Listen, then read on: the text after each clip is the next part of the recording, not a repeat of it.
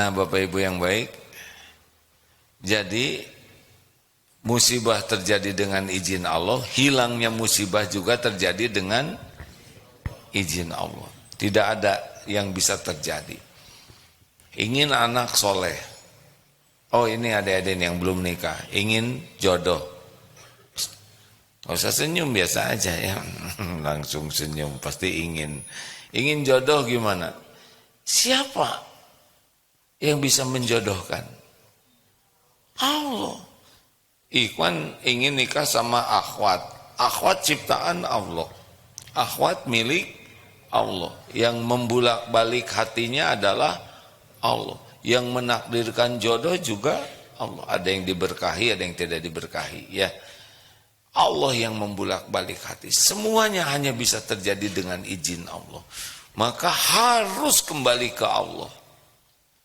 Jadi dalam apapun, Allah saja satu-satunya pegangan kita. Karena siapa lagi? Sekarang kita dagang. Yang beli pasti makhluk Allah, benar? Bisa datang ke kita dengan izin Allah. Dagang itu aslinya dengan Allah, walaupun tubuh dengan pembeli. Tidak setiap yang datang bawa rezeki kita, tapi setiap yang datang ladang amal bagi kita. Kalau kita berakhlak baik. Jadi semuanya ini milik Allah, semuanya ada dalam genggaman Allah, semuanya hanya bisa terjadi dengan izin Allah. Maka urusan kita tuh yang aslinya adalah ya dengan Allah, walaupun tubuh ini dengan makhluk, dengan dunia. Karena makhluknya juga tidak bisa memberi manfaat mudarat tanpa izin Allah. Ini penting hadirin. Kalau keyakinan sudah sampai ke sini lebih tenang. Karena kita tidak akan bersandar ke makhluk. Karena yang membuat hidup ini menderita itu fokus kita adalah selain Allah. Seperti nyari kerjaan. Waduh, sibuk aja pekerjaan, dicari sana sini. Tapi yang menguasai setiap perusahaan hanya Allah. Gitu, jelas tidak nih? Kayak sekarang ngantuk kayak gini nih ya. Siapa yang bisa menyegarkan? Allah menyegarkan, syariatnya dicemplungin ini hadirin ya. Bapak Ibu yang baik, ini santri nanti selesainya sama jam 6. Ada yang dapat ilmu, ada yang tidak dapat ilmu ya. Kalau yang tidur ya tidak dapat ilmunya walaupun badannya ada di sini. Memang subuh jam 4 ini berarti bangun jam berapa? Jam 3 tadi ya? Jam 3 ya, harus dilatih terus. Nanti kalau sudah adaptasi tubuhnya insya Allah akan bisa menyesuaikan dengan izin Allah. Baik, wa iyam saskallahu bidurin fala kashifalahu illa hu. Tidak ada yang bisa menolong selain Allah. Wa iyuridka bi khairin, dan jika Allah menghendaki kebaikan, fala radha li fadlih. Tidak ada yang bisa nolak. Jadi menurut Allah jodoh, pasti jodoh? Pasti. Sembuh, pasti sembuh? Pasti.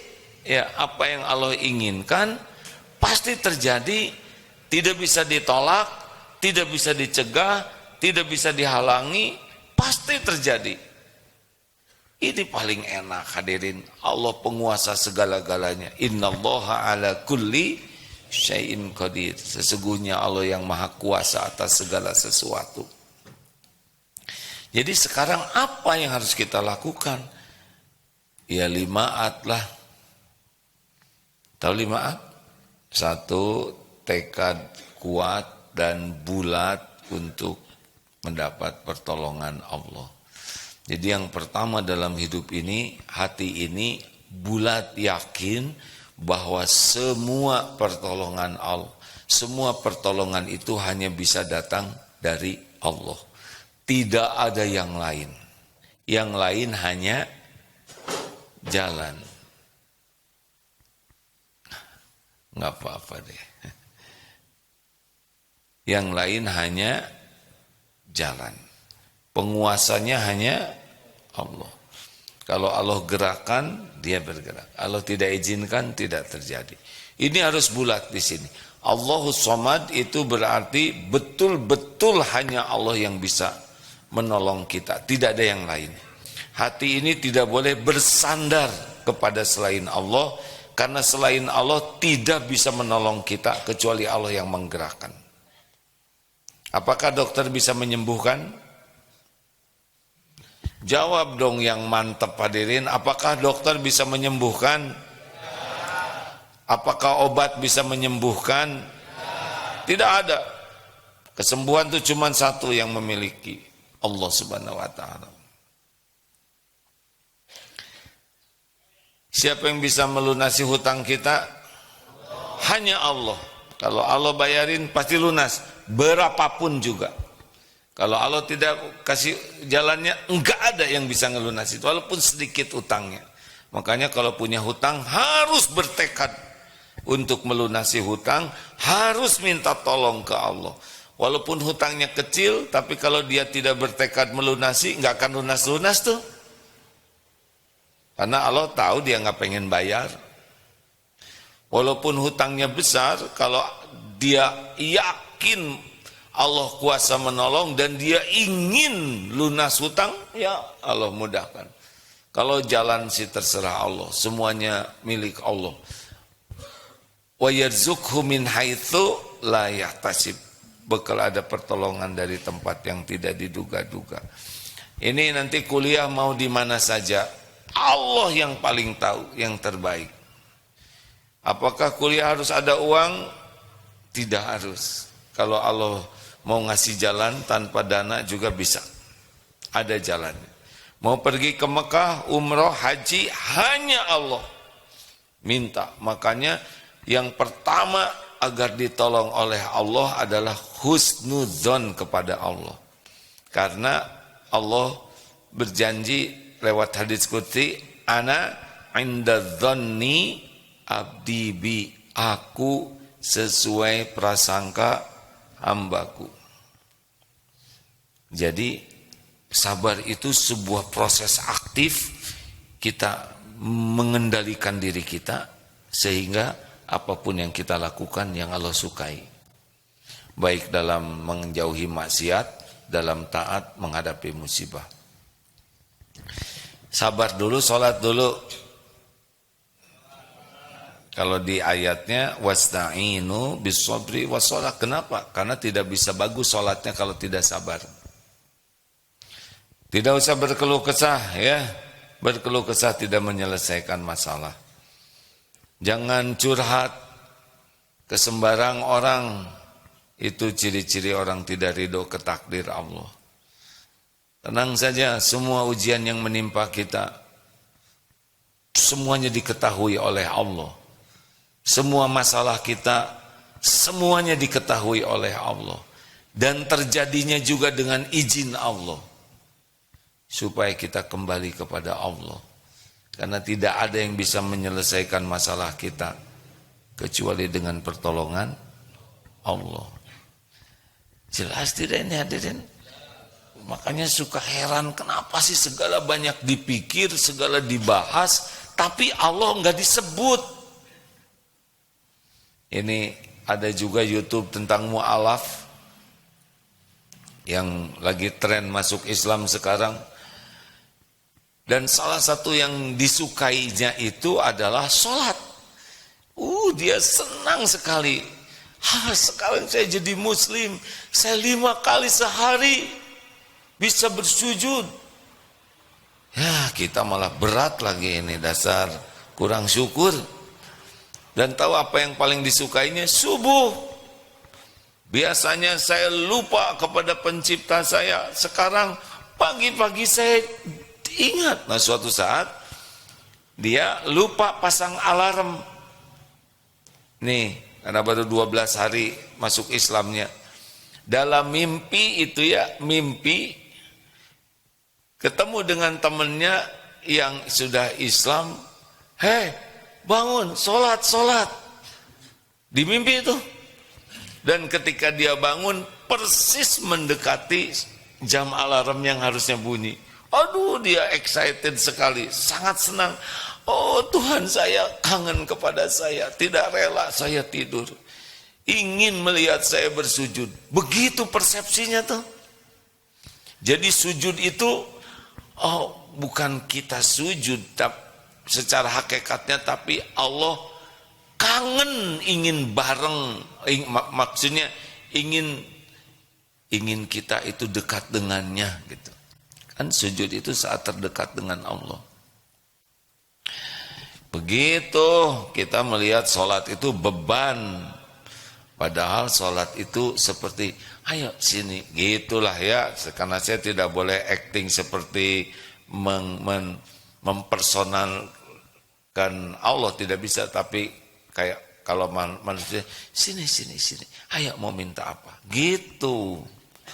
Makanya kalau ada masalah apa-apa, sabar, sholat satu paket. Tahan diri, sujud. Sedih, tahan, sholat. Kecewa, tahan diri, sholat. Punya keinginan, kendalikan diri, sholat. Harus gerbang sholat itu menjadi pintu. Kenapa? Kan doa sholat itu adalah zikir yang paling komplit. Dan sholat itu doa sebetulnya. Jadi paket sholat itu berarti ada paket zikir dan doa di sana. Ya. Halo. Aura saudara bikin saya ngantuk ini. Lanjut. Sholat apa? Pokoknya mah ada apa-apa sholat aja. Sholat, makanya paling enak kalau jaga wudhu. Ya sholatnya disesuaikan. Kalau sedang punya kewajiban ya jangan. Tapi kalau ada waktu luang, sholat. Ada berita yang mengecewakan, ambil wudhu, sholat. Punya keinginan, sholat. Karena tidak ada yang bisa melapangkan, memudahkan, memberi, mencegah selain Allah. Tidak ada lagi. Kalau Allah cegah kezoliman, tercegah. Begitu? Wasta'inu bisabri wassalah. Apalagi yang bisa mendatangkan pertolongan Allah? Wallahu fi aunil abdi makanal abdu fi auni akhi. Allah senantiasa menolong orang yang senang menolong. Jadi sesudah kita perbaiki kesabaran, sudah tidak rewel, tidak sembarang curhat, tidak cerita di medsos. Jangan curhat di medsos ya. Karena katanya ya 80% gak peduli ke curhat kita. 16% yang baca nok ya bacanya teh. Dan 4% merasa bahagia lihat kita menderita tuh, rasain loh. Jadi 100% gagal total. Udahlah, curhat ke Allah saja. Sebetulnya tidak dicurhatin juga Allah sudah tahu, ya kan?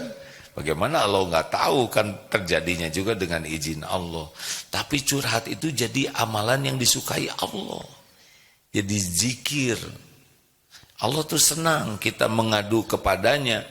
Bukan Allah tidak tahu, kita mengadu itu justru membuat kita jadi dekat dengan Allah. Lebih banyak masalah yang Allah selesaikan tanpa kita doa.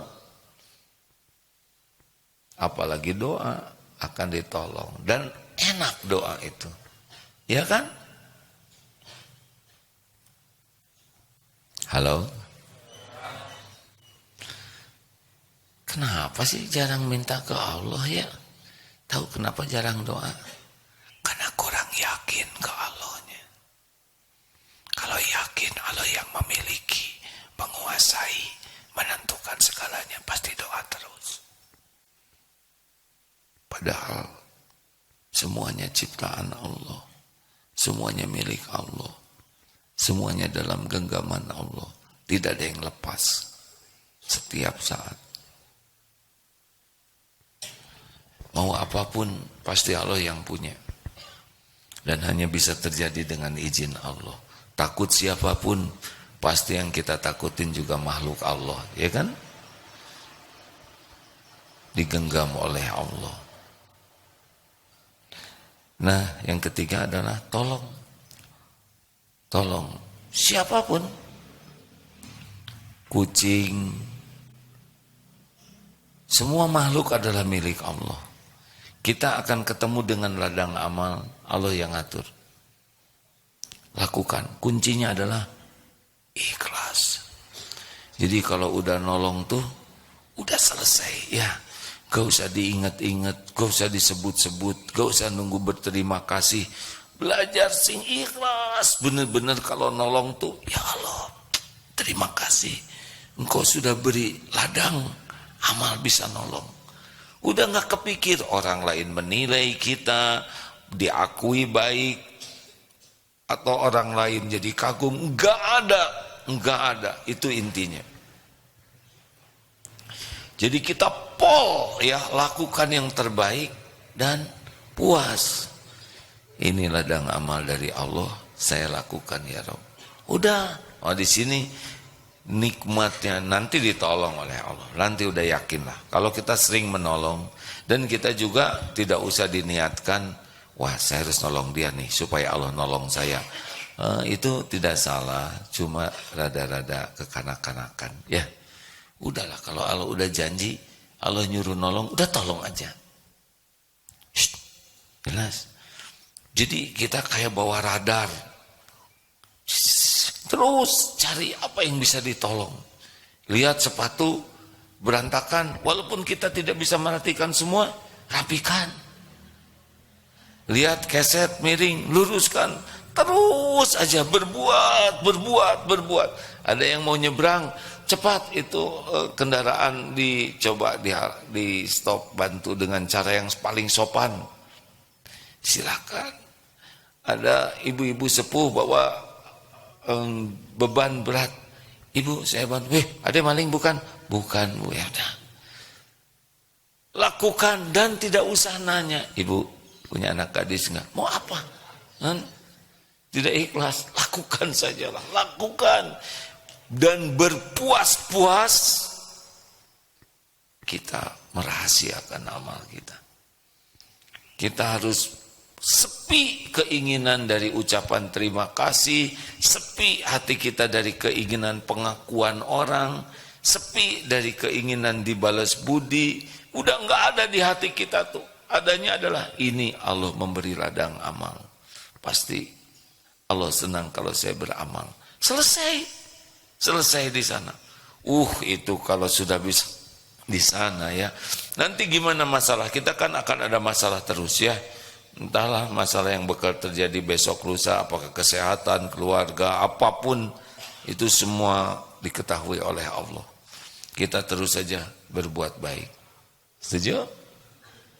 Apapun. Ibu misalkan sedang ini, kita kan sudah masa keemasan tuh masa namanya masa minyak angin ya. Enak kan, aduh. Lagi enak gosok gini, tiba-tiba itu apa? Itu penghangatnya. Oh ini kasihin, nggak usah ragu. Mau saya pijetin. Kita harus melakukan beyond di atas yang ekspektasi orang. Kayak misalkan ada yang lewat, ketiaknya bau. Kita nggak usah di atas beyond. Bau bangke, itu nggak boleh. Kita beli berapa? Beli, solusinya gimana kalau ada temannya ketiaknya bau? Beli deodoran. 1 atau 2? 1 atau 2? 1. Terus gimana? Kasihin. Nih, dia tersinggung dong. Beli 2. Alhamdulillah saya ada 2, kelebihan 1. Mau kan? Jaga perasaannya. Beyond. Benar? Keren kan begitu? Daripada nih colekin ketiaknya nih. Itu kan pembunuhan karakter. Dia dapat deodoran tapi hatinya hancur. Kalau kita beli 2, kita enggak menuduh dia ketek bau, benar? beli 2, saya kelebihan 1, mau, besok aja silakan. Padahal goalnya adalah membantu perketekan beliau supaya ada aromaterapi. Inilah sebetulnya kehidupan kita yang harus kita nikmati. Jadi bahagia itu bukan ditraktir, bahagia itu bukan orang berbuat baik ke kita, bahagia itu bukan kita dilayani, bahagia itu bukan bukan kita dihormati, bukan, itu penderitaan kalau kita ingin begitu. Bahagia itu kita yang melakukan yang terbaik dari hidup ini. Dan terus ke siapapun, ke orang Islam, non-Islam, tua, muda, mau binatang, mau pohon, baik aja. Dan baiknya kita benar-benar merasa inilah pengabdian kita ke Allah. Ini ibadah kita. Jadi sudah tidak ada urusan sama sekali bagi kita dengan penilaian makhluk, kedudukan di sisi makhluk. Allah akan nolong kalau kita kayak ginian. Jangan jahil, jangan nyakitin orang, jangan berbuat jelek ke orang lain, ke makhluk Allah, karena itu bakal balik ke kita. Hidup ini cuma sekali dan sebentar. Hidup hanya untuk berbuat baik, berpikir baik, berprasangka baik, berkata baik. Baik. Dan disinilah kebahagiaan itu. Mungkin nanti orang ada yang anggap, kamu orang baik, itu ujian. Masa? Baik gak sih saya? Diam. Gak usah. Alhamdulillah. Bahkan kalau bisa, kalau orang sudah mulai ngejar-ngejar terima kasih ke kita, kita menghindar aja lah. Ya. Karena nanti takut ujub. Ujub itu saya yang berbuat baik. Nah, gimana kalau kita udah berbuat baik? Nah, kalau kita udah berbuat baik, cara menghilangnya begini, bahwa sebetulnya bukan kita yang nyumbang, tapi Allah yang ngasih rejeki, tapi kita dijadikan jalan oleh Allah. Bisa dipahami adik-adik? Kalau kita misalkan nyumbang ke seseorang, itu memang rezeki beliau, udah ditetapkan Allah. Kita kepilih jadi jalan. Sudah, kepilih jadi jalan sudah luar biasa. Kalau nggak lewat kita, bisa lewat yang lain. Jadi kita harus menghilang. Tidak boleh eksis merasa ini sedekah saya, ini jasa saya, ini amal saya, udah. Ini adalah min fadlir rabbik, semuanya dari Allah. Ya minimal itu tuh. Banyak istighfar. Kalau merasa repot tuh, karena pasti yang menghalangi itu adalah dosa kita yang tidak kita tobatin.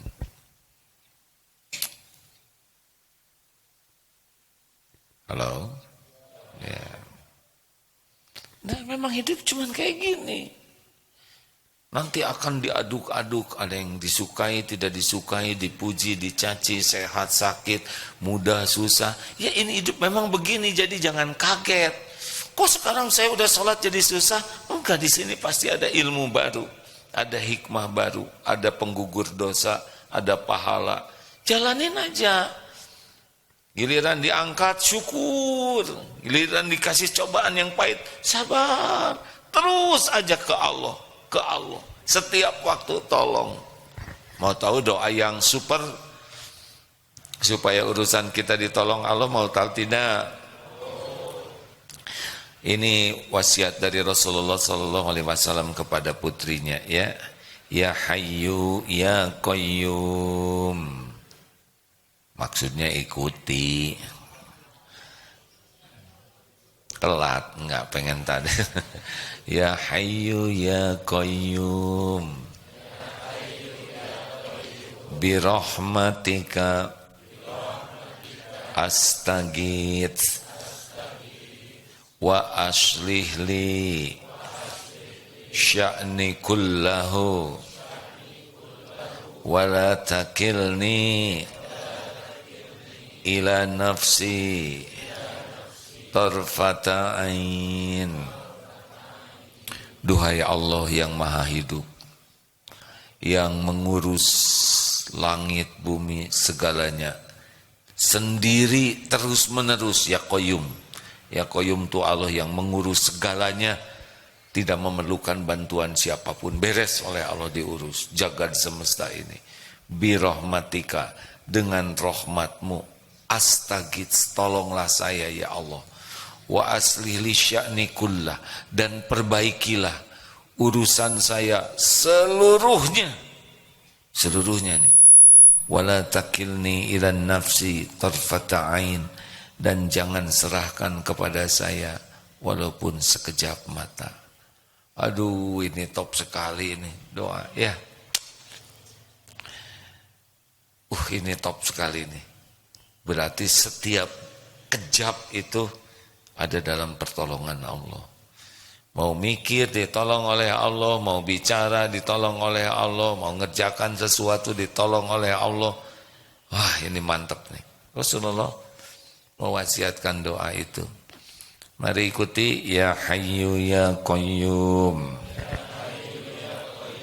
birahmatika astaghits wa aslih li sya'ni kullahu wa la takilni ila nafsi tarfata ain. Masya Allah. Itu minimal itu. Ada lagi sebetulnya supaya ditolong oleh Allah, intan surullah yansurkum. Intan surullah yansurkum, barang siapa yang menolong agama Allah, Allah menolong urusan-urusan kita. Jadi harus terlibat dalam urusan amar ma'ruf nahi mungkar.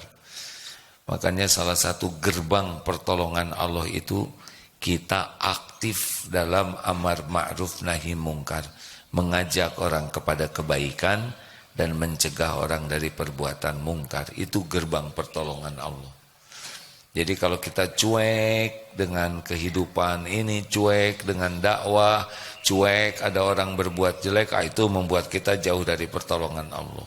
Harus aktif dalam dakwah, aktif ngajak orang jadi baik, aktif mencegah orang dari perbuatan jelek. Itu intan surullah yansurkum. Barang siapa yang menolong agama Allah, dan agama Allah itu ngajak kepada kebaikan dan mencegah kemungkaran. Makanya orang yang aktif sekali ngajak orang menjadi lebih baik dan mencegah orang dari perbuatan tidak baik, hidupnya bakal ditolong oleh Allah. Dan ikhlas ya, bukan untuk dianggap kiai, ustad, nggak penting sebutan itu. Yang paling penting tiap waktu jadi amal soleh. Silakan kita diskusi, waktunya cukup buat diskusi.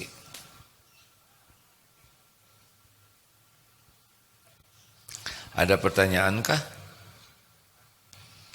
Baik, silakan ini. Santri pelanggaran harusnya di sini nih, bos.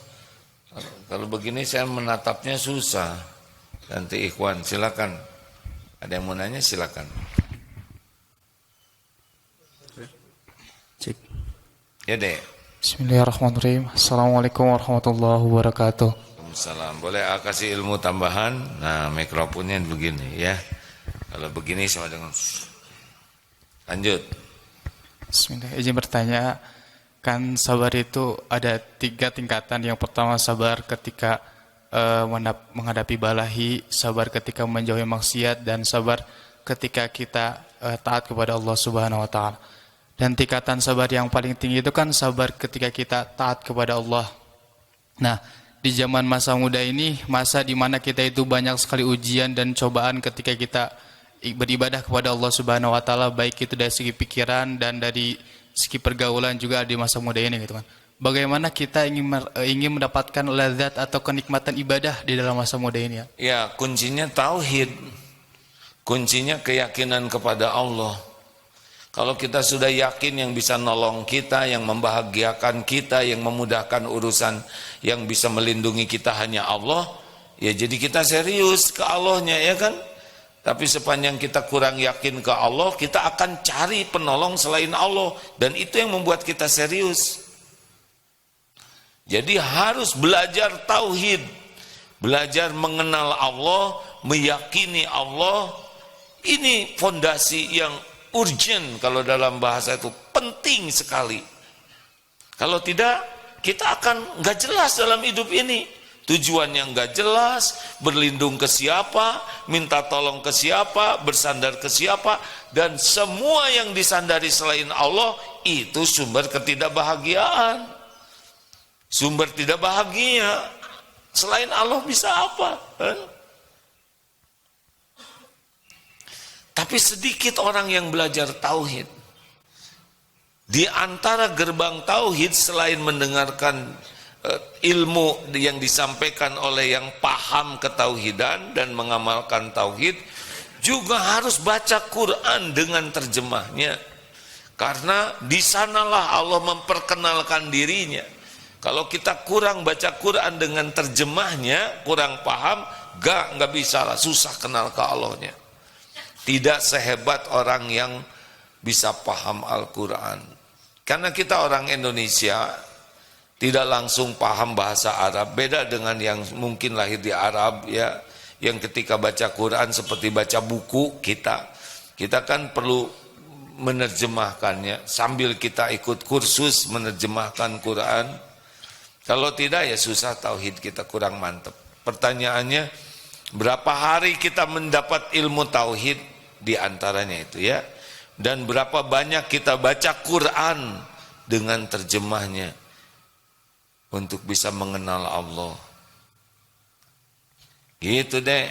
Jadi kalau kebanyakan gaya, kebanyakan lihat medsos yang nggak ada kaitannya dengan Allah, ya udah. Bukan masalah usia deh, tapi masalah fokusnya apa, prioritasnya apa. Hidup ini kan masalah prioritas. Prioritasnya kenal ke Allah dulu dong, pencipta kita, pemilik langit dan bumi. Kayak kita ada di, misal ya, ada di sebuah perusahaan kerja, ya bagusnya kita harus tahu dulu dong, siapa pemilik perusahaan, apa aturan di perusahaan ini, ya kan? Nggak mungkin kita tiba-tiba di sana kelantang kelinting, enggak. Nah, ini bukan masalah perusahaan, ini pencipta langit buminya Allah Subhanahu wa taala. Lanjut. Pertanyaan. Cek. Izin AA dari media sosial. Silakan, Pip. Assalamualaikum AA, izin bertanya tentang boykot. Saya termasuk seorang yang kena dampaknya. Solusinya apakah harus pindah atau gimana, A? Ya, sekarang ini qadarullah diuji, ada yang kena boykot, ya. Perusahaan sedang diboykot karena diduga. Sendiri belum tahu pasti nih mana perusahaan yang benar-benar keuntungannya dipakai untuk mendukung penjajah Israel. Saya sendiri tidak tahu pasti, ya. Nah, sebaiknya teman-teman yang mau memboikot juga jangan asal ikut berita kemudian main boikot aja. Jangan sampai kita menzolimi orang yang tidak salah. Jadi harus perhatikan. Nah, bagaimana nih yang bagian sekarang lagi ketiban pulung, ya, diuji, ya yakinilah bahwa ini ujian dari Allah, bahwa rezeki itu dari Allah. Kalau toh memang nyata tempat bekerjanya ini kita udah tahu bahwa ini dipakai membiayai perbuatan buruk, ya hijrah saja. Semua rezeki itu milik Allah, bekerja dimanapun tetap Allah yang memberi rezekinya. Jadi kalau hijrah juga kerja di sana dari Allah, pindah juga tetap dari Allah nanti. Minta tolong saja ke Allah. Semua rezeki itu hanya milik Allah, tidak ada pemilik selain Allah. Ada yang diberkahi, ada yang tidak barokah, gitu. Maling juga rezekinya dari Allah, tapi karena lewat maling jadi statusnya haram. Jujur dari Allah, pencuri dari Allah. Emang siapa lagi yang ngasih? Cuma bedanya kalau kita jalan niat dan caranya benar, barokah rezekinya. Kalau niat dan caranya yang salah, dikasih juga, cuma hilang keberkahannya. Udah, kalau memang udah yakin itu tidak baik, hijrah saja ya. Minta tolong ke Allah. Mungkin nanti ada saatnya mantap makan tabungan, atau manset makan aset, jual ini jual sing, sabar ya, jalani dengan sabar. Aduh, saya jaket udah dijual, ya nanti mau punya jaket baru ya, insya Allah. Gimana nanti Allah yang menggenggam. Kalau kita melakukan sesuatu karena Allah, nanti Allah juga yang akan membalasnya. Siapa lagi? Siapa lagi?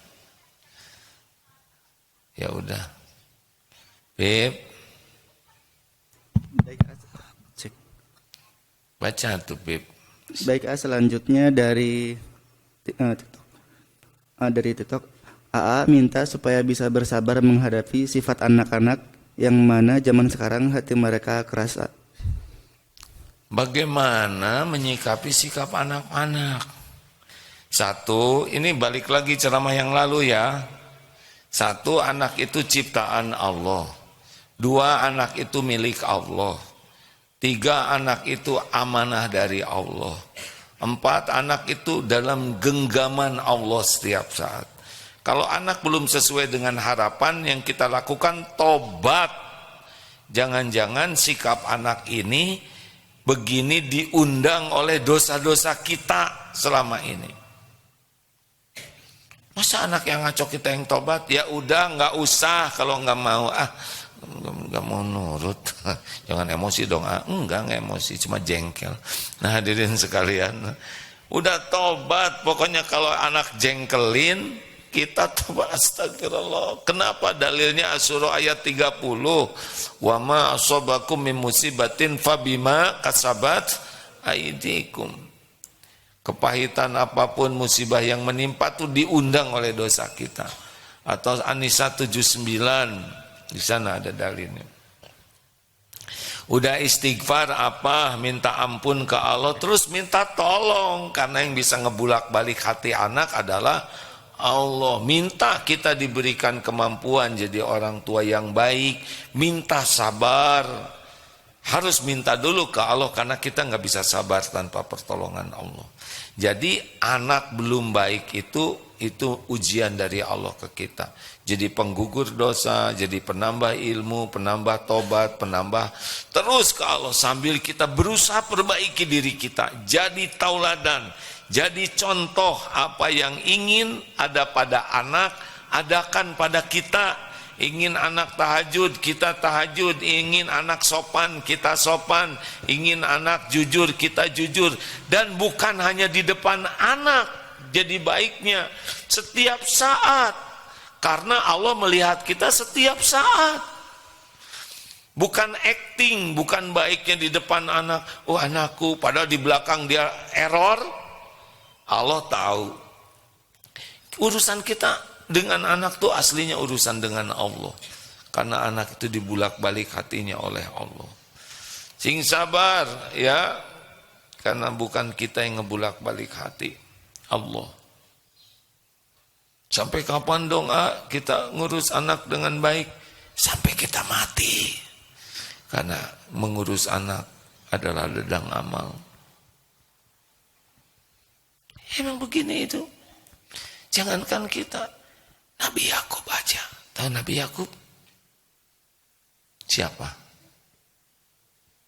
Siapa? Orang tuanya siapa? Orang tuanya Nabi Yusuf. Itu anaknya nakal-nakal. Di kita mah rasanya nggak ada yang ngecemplungin adiknya ke sumur, ya kan? Ini mah nakal banget. Ngebohong aja ke orang tua. Itu anak Nabi. Anak Nabi Nuh juga gak bagus. Ujian semuanya. harta dan anak-anak fitnah, ujian. Tobat yang banyak, minta ampun yang banyak. Assalamualaikum, mohon izin bertanya bagaimana kalau orang tua sering menegur dan mencela istri, lalu istri sering sakit hati, apa yang mesti dilakukan? Memang manusiawi kalau sudah dicela, ditegur, sakit hati, ya. Ini teh serumah tidak nih? Kalau serumah bagusnya pindah rumah. Habis gimana? Kami belum punya kontrakan, ngemodal, ya. Kalau di rumah bareng terus, memang kalau tidak hati-hati seperti piring dengan sendok suka bunyi.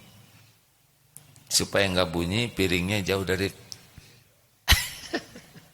pakai jari. Nah, yang kedua, ya memang ke ibu harus baik, tapi istri juga harus dididik baik. Makanya didik istrinya supaya lebih sabar menyikapi orang tuanya. Karena sebetulnya sikap kurang baik ini menggugurkan dosa sih aslinya, ya. Menyakitkan perasaan, kan ada dosa yang rontoknya itu oleh disakiti. Kan sudah dijelaskan hadisnya, mayusibu muslima, tidaklah menimpa muslim, menimpa musibah kepada seorang muslim, baik capek, sakit, cemas, sedih, diganggu yang menyakitkan, serba susah, hatta syaukati yusyakuha, hingga tertusuk duri, kecuali Allah menggugurkan dosanya, Allah menghapuskan kesalahannya. Jadi kalau kita lagi disakiti itu aslinya lagi dihapuskan dosa. Ya, ajak sabar, menyikapi dan doakan kebaikan. Ini ujiannya memang. Tapi secara manusiawinya pasti tidak nyaman. Coba dicari celahnya di mana. Ya, begitulah hidup. Tidak ada yang ideal, tapi semuanya jadi ladang amal kalau jadi dekat dengan Allah. Lanjut. Pip. Hari ini ceramah di Masjid TSM, Trans Small Studio. Trans Small kan? Trans Studio Mall. Gimana? Terserahlah. Pokoknya di masjidnya di sana ya, Trans Studio Small ya. Jam 9 dan A bagian jam 10. Bagi yang akan ke sana silakan ya.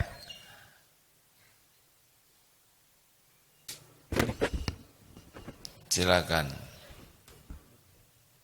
Cek. Beb, ayo Beb. Izin dari media sosial. Mau nanya Ustadz, setelah nikah 1 tahun, saya baru tahu ternyata saya menemukan nama saya di secari kertas seperti jimat. Bagaimana status pernikahannya? Apa pernikahan saya sah atau gimana Ustadz? Sekarang pernikahan sudah 10 tahun. Beb, mikrofonnya bisa dijauhkan sedikit? Baik, Kak. Terlalu jauh, Pip. Apip di mana? Iya, diulang izin pertanyaan. Kalau terlalu dekat jadi kurang jelas suaranya. Ya. Langsung, Pip. Mau nanya Ustadz, setelah nikah 1 tahun, saya baru tahu ternyata saya menemukan nama saya di secari kertas seperti jimat. Bagaimana? Nama saya tertulis di secari kertas seperti jimat. Terus?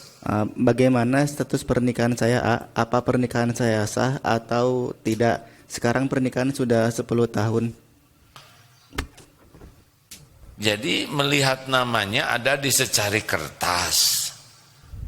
Siapa tahu itu kertas ulangan. Halo, Apip? Kertas apa? Seperti jimat katanya. Apip mau nikah. Gini, kalau dulu sesuai dengan rukun nikah, ada mempelai pria, ada enggak? Mempelai wanitanya ada enggak? Ada wali tidak? Ada saksi tidak? Kemudian ada ijab kabul. Kalau itu udah sah. Sah, Pak? Aduh, Bapak langsung sah. Toh ada itu kan gak jelas ya, harus ada penelusuran yang sangat jelas. Tapi kalau rukun nikah sudah terpenuhi, sah. Alhamdulillah sudah sah katanya. Udahlah, tidak usah jadi pikiran ya. Cobaannya begitu. Yang paling penting makin takwa, banyak tobat. Insya Allah ada solusi terbaik. Ada lagi Pip terakhir? Ini dari masjid ada pertanyaan? Silakan Bu. Assalamualaikum warahmatullahi wabarakatuh. Waalaikumsalam warahmatullahi wabarakatuh. Saya Ibu Dina dari Taman Mini. Saya mau nanya Ustadz, Pak Kiai, seandainya kita punya masalah. Bukan kita. Oh saya, Iya. saya punya masalah. Terus kita sudah berdoa. Ibu aja. Sudah meminta ya. Terus tapi kita ikhtiar ke orang yang punya kemampuan gitu. Oh, maksudnya apa? Itu salah? Maksudnya Pakai, kemampuan apa Bu? Ya. Superman, Spiderman atau orang Ya, pintar? Ya seperti itu Pak Kiai. Itu jalan kita itu salah apa gimana Pak Kiai? Ya, tergantung itu yang pintarnya pintar apa, ingat. Kalau pintar sulap ya nggak pas. Enggak, maksudnya itu juga saya dari teman ya gitu. Kalau Coba ikhtiar ke sana. Ya, orangnya gimana? Ahli takwa bukan? Iya, seperti itu. Kenapa Ibu ragu-ragu nyebut paranormal? Ya pokoknya kalau dibilang ya semacam ya ahli agama gitu. Cuma kan saya kurang katanya seandainya gini, kita berobat ke dia tapi kita nggak yakin itu nggak bakalan ini katanya Pak Kiai. Nggak. Gini. Yang menyembuhkan itu hanya Allah kalau sakit ya. Ya. Nah, orang ini benar-benar punya keilmuan yang dapat dipertanggungjawabkan tidak? Satu, bisa ilmu secara Islamnya benar tidak ya, jangan sampai syirik, dia menggunakan cara-cara yang akhirnya membuat orang jadi musyrik.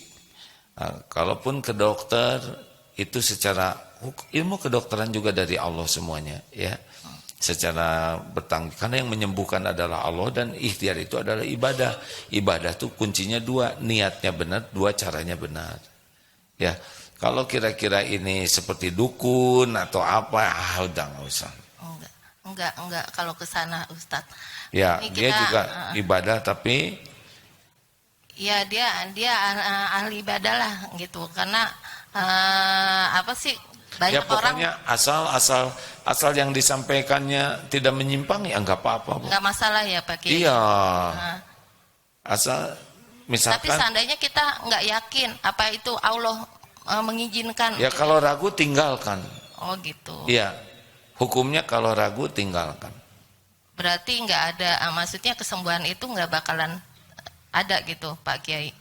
Iya. Dalilnya yang tadi. Ana inda dzanni abdi bi, aku sesuai prasangka hambaku. Ya, berprasangka baik ke Allah. Karena Allah Maha dekat, jadi tidak ribet mencari kesembuhan itu ya. Nanti Allah tunjukkan kalau kita akan disembuhkan oleh Allah lewat seseorang yang jadi amal soleh, kita bakal ketemu. Kalau sembuhnya lewat dokter, kita akan lewat dokter itu. Tapi kita bulat yakin yang menyembuhkan Allah dan cara-caranya juga yang bisa dipertanggungjawabkan ya. Berarti itu maksudnya kalau kita yakin, maksudnya kayak kata Pak Kiai itu ahli ibadah. Berarti kita nggak jatuhnya nggak musyrik kan Pak Kiai? Ya tergantung apa yang dianjurkannya. Misalkan harus nyembelih ayam merah putih ya. Nah, itu rada susah ya, harus semuanya putih, harus ngunyah bawang putih gitu. Itu yang rada ribet-ribet gitu. Saya tidak kalau saya tidak mau ya. Oh iya. Ya, baik. Ya, karena Islam itu sederhana, jelas semuanya. Ya, baik ya Bu. Terima kasih, semoga disembuhkan Allah. Kalau ada yang sakit ya. Sahabatku sekalian, itu yang dapat disampaikan jam 6 tepat kita akhiri. Nanti pengajian ada di Darut Tauhid. Jadi ada 3 lagi pengajian di TSM, Bada Asar Ma'rifat Al-Hikam, dan Bada Isya Ma'rifatullah di Masjid Darut Tauhid ini, insyaallah. Subhanakallahumma bihamdik asyhadu alla ilaha illa anta astaghfiruka wa atubu ilaik. Assalamualaikum warahmatullahi wabarakatuh. Terima kasih kepada Jumer itu yang ngejum ya. TikToker udahan. Terima kasih Tok ya. Apa nyebut apa TikTok? Toker. Makasih ini semua yang di Zoom ya. Oh, suaranya belum dibesarkan. Terima kasih, sehat-sehat selalu, Ya, makasih semuanya. Aden, sing sehat Den. Alhamdulillah. Ya, beres. Ini santri yang kuning ini kapan wisudanya? Besok. Masa bukan baru daftar kan? Besok penutupan. Ya udah itu aja diperpanjang. Masih betah, Pak? Enak di sini. Kenapa di sini enak? Karena tenang. Kenapa tenang? Karena